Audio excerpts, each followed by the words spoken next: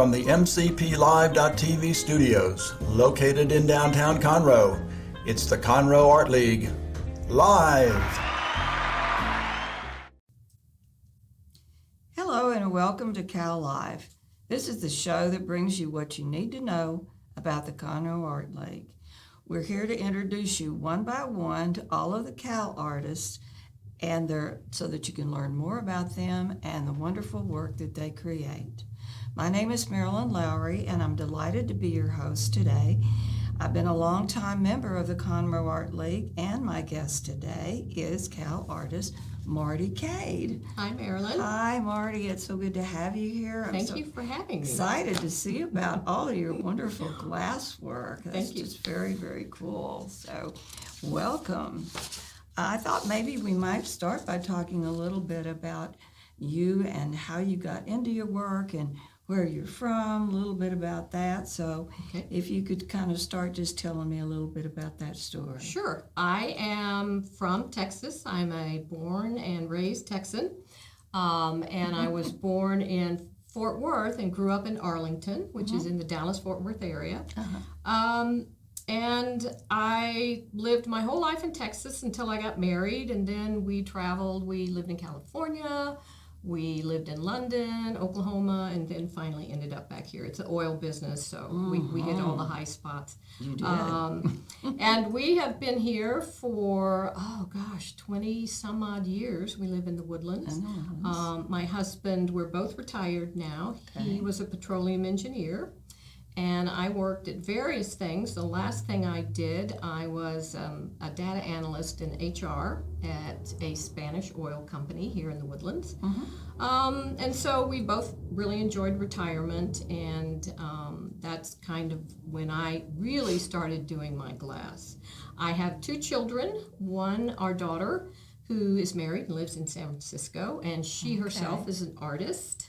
Although she doesn't do a lot of art these days, but she got a degree in art in addition to a degree in biochemistry. So our son is a special ed teacher in Columbia, Missouri.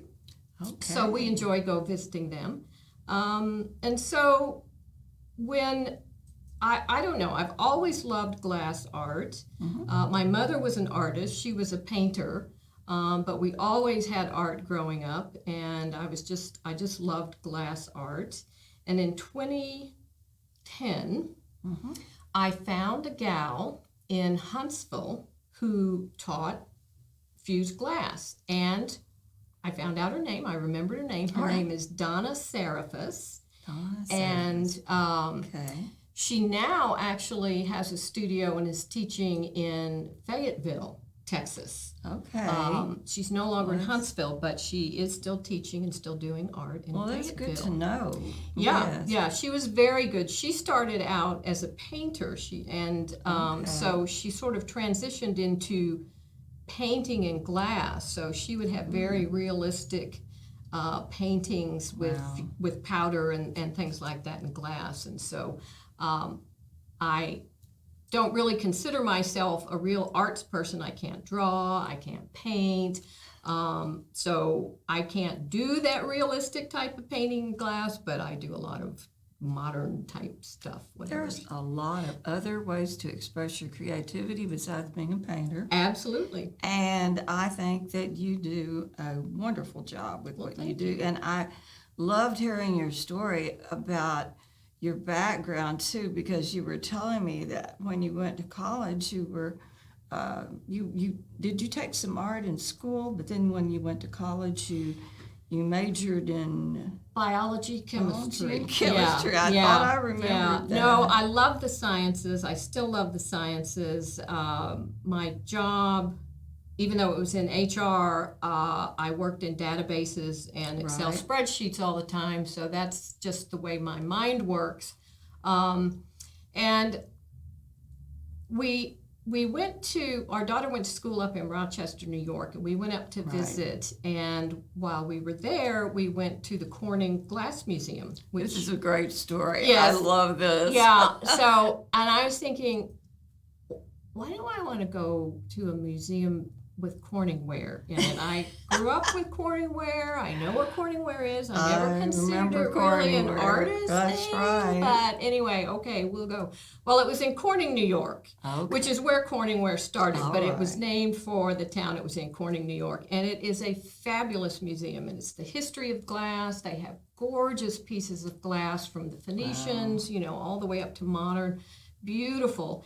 And we actually got to do a little bit of glass blowing while we were there. Oh, that's great. Which means we blew in the tube. The artist actually took care of the glass, but we got to bring home a piece of glass and we said we glass blew. And so that really, really, you know, stirred up my interest in glass art. And so I'll bet it did. Yeah. And then so I took this course in 2010. And one of the pictures that we'll see is the very first piece I did. I did that at that course. And I went home and bought a little kiln and did a little bit of glass work. And then life got in the way. And I kind of put it away and put it aside. And then when I retired, I started up again. Right. That kiln went in the attic for a while. Yep. I remember you told me that story. It's in the attic right now, as a matter of fact, because that's where my studio is. That's what I heard. That's right. Now you have a special place now for your studio, which is upstairs in your house. But your husband built these nice little walls in there, so you're enclosed. Yep. And air conditioned. We have a walk-in attic, which is unusual, but our attics walk-in, and I just had. That's where I was just doing glass out in the open, but it was so hot up there in the summer, obviously.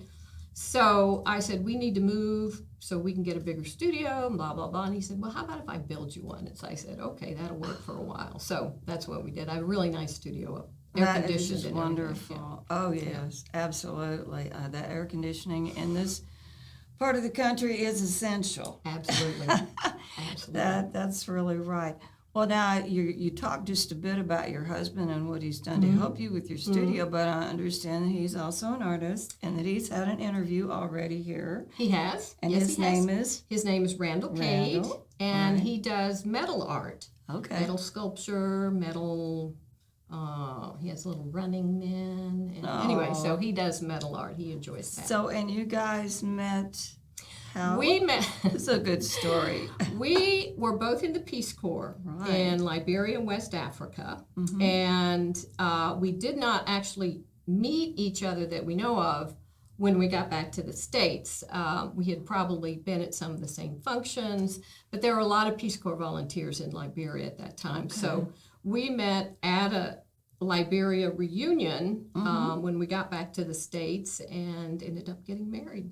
So isn't that something? Yeah. And you said the Peace Corps volunteers, the reunions, the people are just like family. They are like family. It's a very intense living situation. You know, we had no running water, we had no electricity, we had an outhouse out back. You know, it's just such a completely different lifestyle than most Americans are used to. So you become really close with your fellow volunteers and things like that. And so, yeah. So what made you decide you wanted to go to the Peace Corps? I couldn't get a job anyplace else. It was...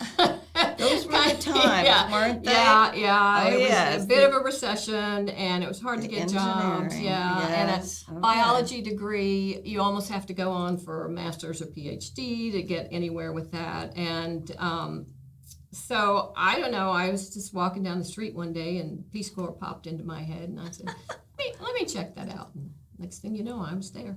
And the rest is history. The rest is history.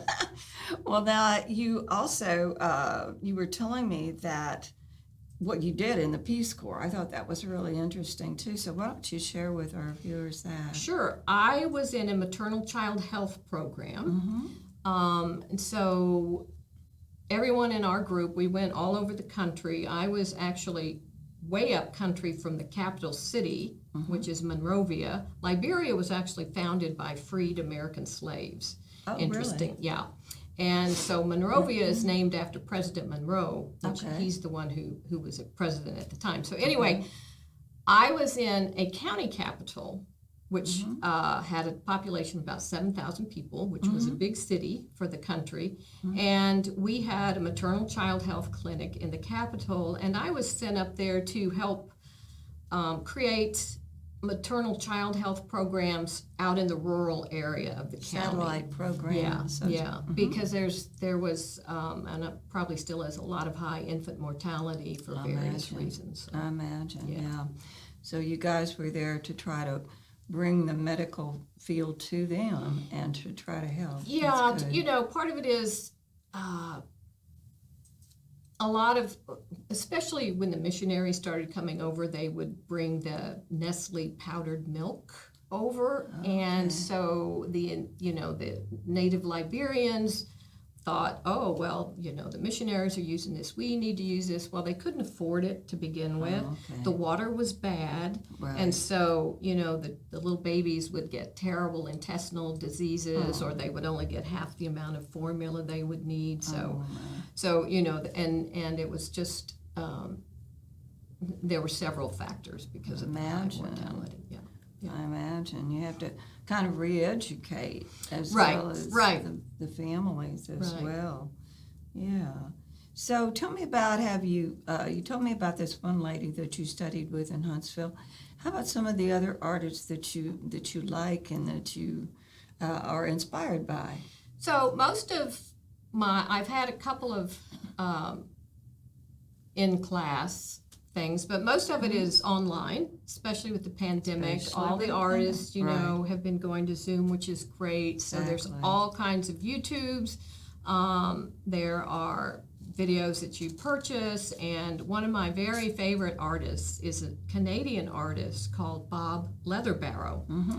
And he is famous for what is called the Crackle Technique. Okay. And this is one of the pieces that I brought. And excellent. I don't know how good you're going to be able to see this. We also have a picture of it. But this is the Crackle Technique. And again, you can't really see it in the camera. And when the picture comes up, you'll see it better.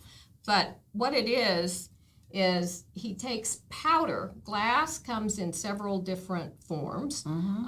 Powder is one of them. And he takes powder and he wets it, and then you manipulate this stuff that the powder's sitting on, and it creates this crackle stuff. And it's just fabulous. It really is. And I love that pattern on there. Yeah, and the colors are blended neatly on there. Right. And you can see the light through. It's so gorgeous. Yeah. So again, when the pictures come up, you can see it better. See it better. So Bob Leatherbarrow is a great one. Nathan Sandberg is another one. He's really good. There's just fabulous artists out there working. And glass is anywhere from this size to wall size. I mean, there's a lot of big installations out there too. Yes. Yeah. Oh yes, indeed. And I'm fascinated by glass. I never thought I'd ever want to work in it because I was always a little afraid of it. I thought I'd probably cut myself to shreds. But I admire it, and your work is so unique. I like it because it's got it's just different. It is different. And I will tell you, the first thing every glass artist puts in their studio is a huge box of Band-Aids. I'll bet. Because you get caught, you easily get cut. They're very sharp. Oh, yes. And they don't get unsharp until you heat it up. But this is, I use Bullseye glass. There's several different glass makers. Bullseye glass. They're up in Portland, Oregon. And this is a typical piece of what we call sheet glass. Okay. And it comes in 10 by 10 up to, I think a full size sheet is 20 by 35 inches. Wow. And it's always, well, not always, but mostly 1/8 inch thick. Okay. So the interesting thing about glass is, this is where the science comes in. Is one of the reasons I like glass. Right. The chemistry of glass is really unusual. This is called an amorphous solid, which means it doesn't have a strict crystalline structure like most solids. This is more science than you're ever going to want to know. But so when you heat it up, it eventually becomes liquid. Right. And once it's liquid, glass wants to go to a 1/4 inch thick. That's It just, something. for some reason, that's the chemistry of it and the physics of it, that it wants to go to 1/4 inch thick. So if you just put in 1/8 of an inch piece of glass in the kiln, what's going to happen is it's going to dog bone, what we call dog bone. So the center's going to shrink in this way till it's 1/4 inch thick, and the sides are going to shrink in this way till the glass is all 1/4 inch thick. So what most fusers do is they put 2 pieces of 1/8 inch glass thick and get it to high enough heat so that it fuses into a flat disc. So this is 1/4 inch. So this is a piece of glass with a piece of clear underneath it. Actually, these my goodness. So, and this is 1/4 inch thick. You can see how much thicker that is. Now you can, so this one you'll notice is a lot thinner. So there's things you can do if you want to do a thinner piece. Okay. But you can't just put a piece of 1/8 inch thick glass in the kiln and heat it up and expect it to stay that.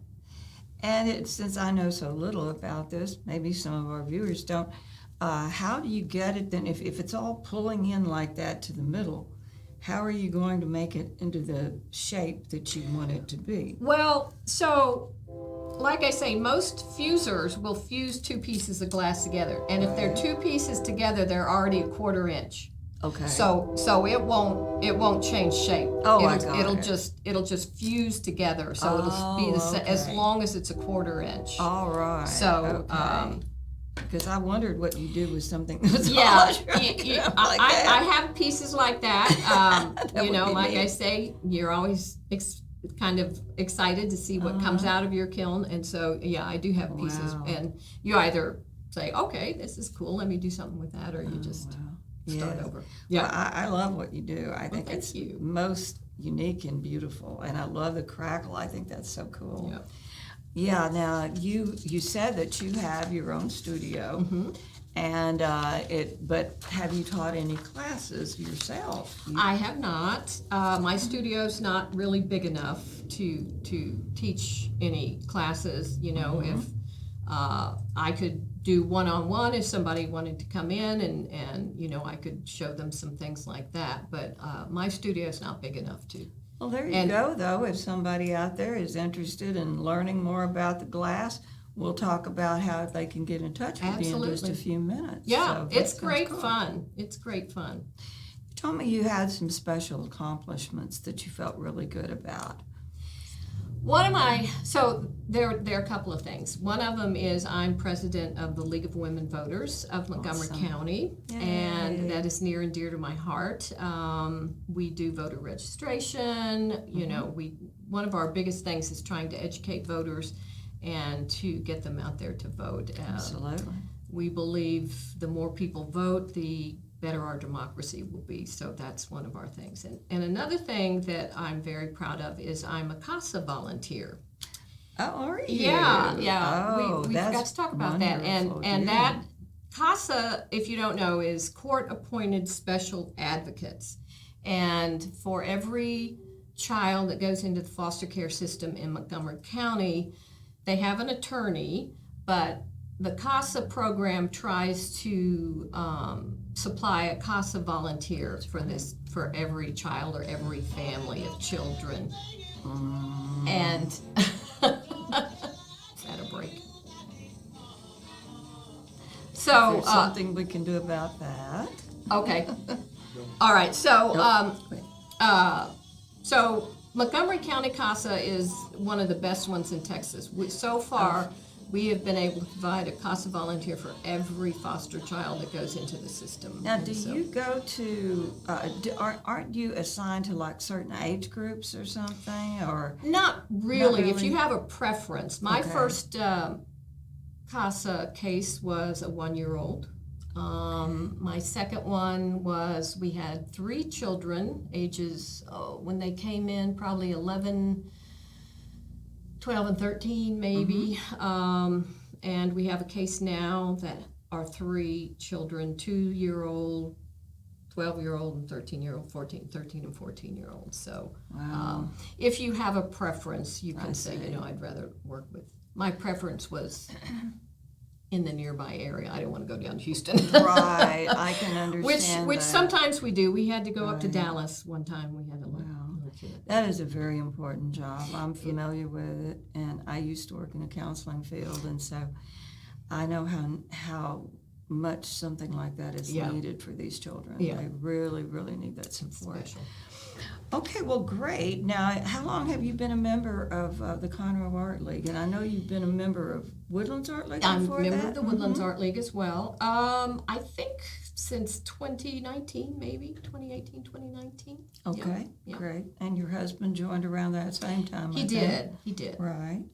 And you had one of your pieces. I remember that you said that it made it into the national show. Yes. So tell us when that was like. That was in 2020. So 2021. I think it was 2020. Okay. I think it wasn't 2021. It was the year before, so I'm pretty sure it was 2020. And I have a piece of that. I have that piece too on the picture. Good. Well, we're going to take a look at that then. So, why don't we go ahead and do that? Okay. Then have a look at that. So this is my very first piece. This is the one that I made when I was taking my class in glass, and that one was a lot of fun because she taught us a bunch of different processes and techniques, and the bars are called pattern bars. Okay. And you actually take scrap. We're always looking for ways to use scrap glass because we have so much scrap glass. So you take little pieces of scrap glass and put them in a 1 inch by 2 inch mold and just melt it all together, and then you slice it. And so you get these really fascinating pattern bars. That's gorgeous. Yeah, that one was a lot of fun. I absolutely love that. Thank It's you. very contemporary. It is. Exactly. And do we have others to look at too? Yeah, you should. All right. So that's the Madeley. Oh gosh, I love that. Yeah, that's the one that made. And I remember seeing it now. There's a funny story about this one. So I actually sold that piece after the Madeley, and I didn't know who bought it, but all of a sudden, like 4 days before Christmas of 2020, I got a call, and it was a gentleman that said, so I bought a piece of your glass. It was at the Woodlands Art Gallery. And he said, I bought it for my ex-wife. And I thought, wow, that's nice. And and he said, I picked it up to wrap it, and I dropped it, and it broke. Oh, no. And I said, oh, the Madeley's gone. And anyway, he said, could you make another piece? And I said, I can. It won't be, just like that piece, but I can make a piece. Glue all that together. And that was his first Dumpty. question. Do you think you could glue it back together? I said, nah, I don't think so. And so anyway, I made him another piece, and so he gave his ex-wife a piece for Christmas. And you had to scramble to get that I done. did, because I was like I say, 3 days before Christmas, Exactly. and it takes 2, sometimes 3 days to get a piece out of the kiln and ready to go. So Exactly. So there should be a couple more. What else do we have? So that's another process to get really thin glass. That is not the 1/4 inch that most glass does. And what you do with this technique is you have a glass, round, square, whatever shape you want, and you put heavy weight on top of it. So you put a glass when you're fusing it or in the kiln, you put it on a kiln shelf normally. And then to press it, you take another kiln shelf and some other weight, and so you put it on top of this glass. Wow. And so it's the weight and the heat that actually presses it that thin. And that's a process. It's called a watercolor process. That's gorgeous. And it's that's one of my favorite pieces. I love it. Yeah. I love the way it's shaped. Yeah. It's just so that's organic. a draping piece. Rather than slumping into a bowl, you drape it over a stainless steel. That makes sense. Yeah. Yes.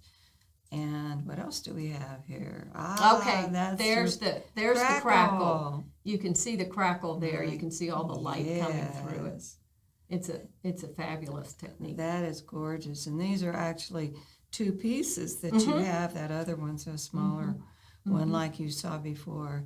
And that's the process you were telling us about that the gentleman you learned from Mr. Leatherbarrow. Leatherbarrow. Yeah. Yes, yeah. okay. He's quite good. Excellent. That is so great. And I know you're proud of all of the work that you do. It's so neat. Thank you. It really is. Mostly keeps me out of trouble. And your husband is working on a bike ride. You also are a bike rider, I understand. I am a bike rider, and unfortunately, this happened. This happens with bike riders. I'm probably almost every bike rider had it. I broke a little bone in my hand. Ouch. I had a fall on my bike, but Ouch. I still get back on. But we enjoy riding. And then that's wonderful. That is. Well, let's talk just a minute about how folks can find your work, where they can see it, and do you have any online presence at all, or where can they find your work? We do not. We have talked about it, and maybe this will spur us on because, like I say, my husband does art, and so I do have a email. Oh, good. And tell us what that is. Okay, it's Moran Design Art, MaranDesignArt,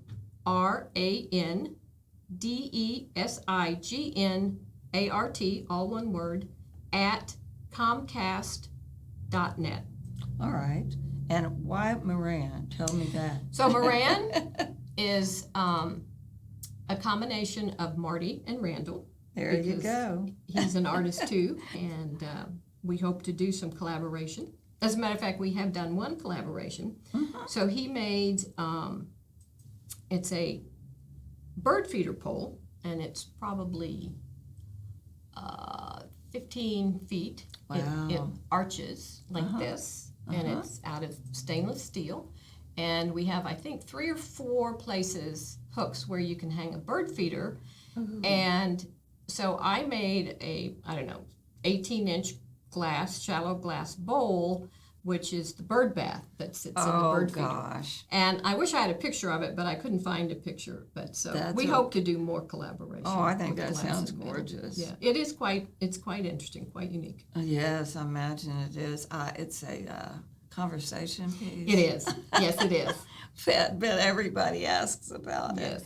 So your work, you show it at Cal, I know, and they have a monthly show, and you said you try to have a piece in there, whenever frequently, you can. Yeah. Yes. Yeah. So there's the Christmas show is going on at Cal. I have 3 pieces in there right now. Great.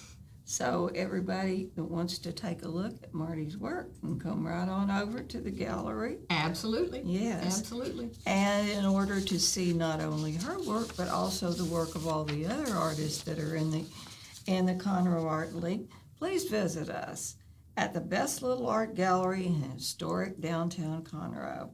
We're at 127 Simonson Street, and we're open from Tuesday through Saturday from 11 a.m. until 4 p.m.